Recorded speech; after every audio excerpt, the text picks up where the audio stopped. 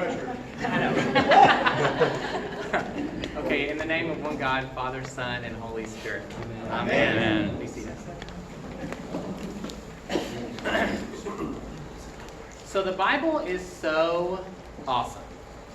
At least I think so. Yes. If I didn't think that, I'd definitely be getting myself into the wrong profession, vocation. And I am so excited to be at St. Gabriel's, especially on such a wonderful day, your anniversary, the celebration of 17 years of existence, of doing God's work. And I'm particularly excited that Father Daniel gave me the opportunity to preach today. But, all that being said, the readings this week are a lot, to say the least. In Jeremiah, we see Jeremiah and Israel's joy gone and their hearts sick. The harvest is past, and they were not saved. In Psalms, the psalmist cries to God to pour out his anger on the enemies of Israel, on nations that do not know him.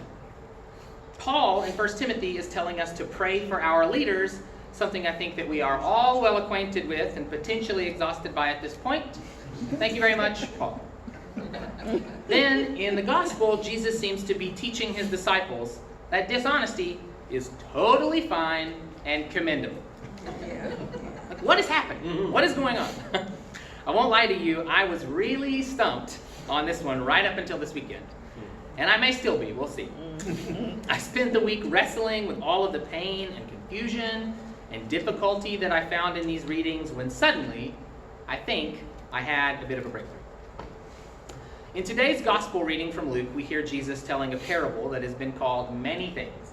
The parable of the unrighteous steward, the unjust steward, the shrewd servant. The Bible version that we use, the NRSV, calls him a manager. Now, this manager was managing the property of a rich man. That rich man only hears about the manager squandering his property and calls him and basically tells him he's going to fire him. So the manager says, oh no, what am I going to do? I can't dig, which I personally sympathize with. I don't want to beg. I'm too proud. But if I don't do something, I'm going to be homeless.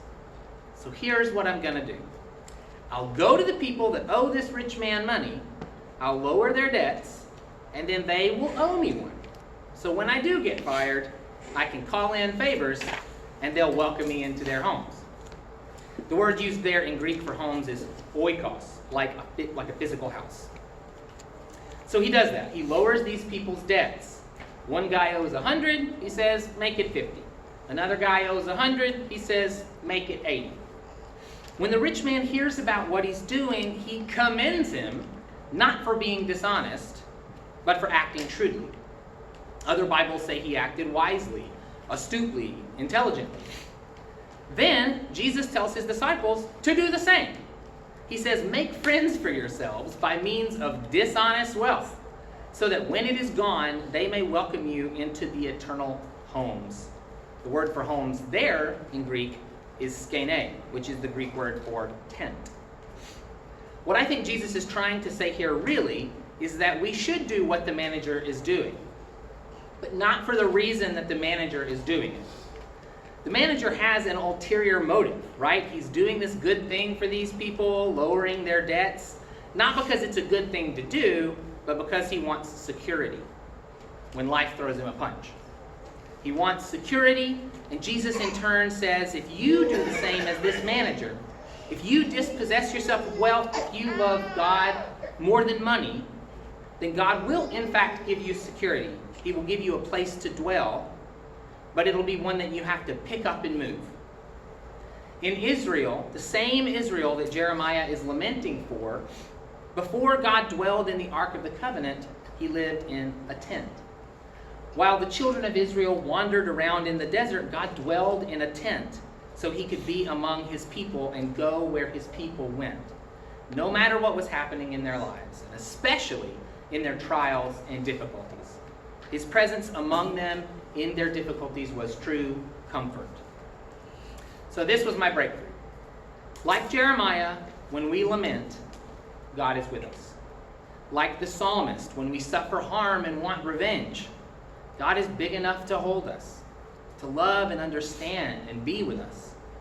My Old Testament professor told us in class once that psalms like this one aren't in the Bible because God is endorsing their request, but because he is letting us know that he understands it. Like Paul asks us to do in 1 Timothy, when we pray for our leaders, especially those leaders who are difficult to pray for, God is with us.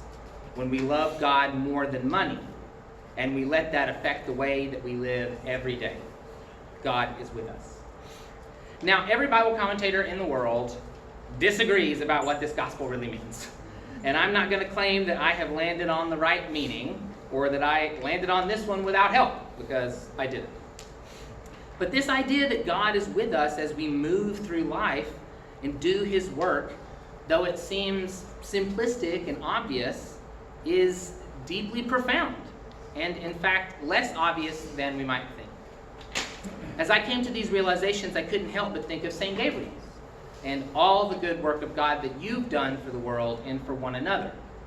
You've taken up your tent, but it looks a lot like a big truck.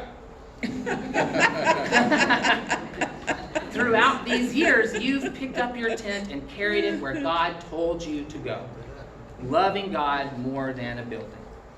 And I can't think of any gospel reading, it turns out, that is better suited for this wonderful occasion. God is with us here at St. Gabriel's, and for that, thanks be to God. Amen. Amen. Amen.